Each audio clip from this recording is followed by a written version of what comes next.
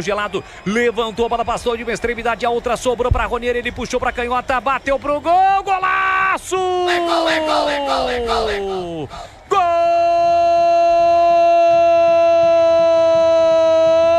do Coritiba! Lucas Ronier tem a 98 estampada na camisa.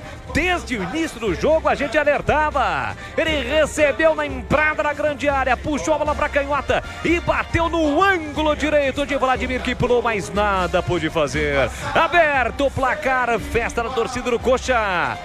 Ronier, um belo gol no ângulo do goleiro Bogrino, liberdade total para ele. 18 minutos de bola rolando, o primeiro tempo está registrado em Curitiba.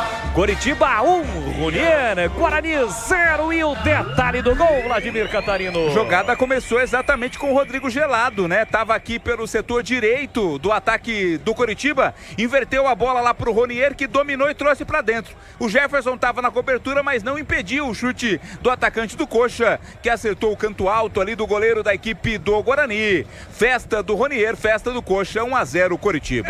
Tigrão,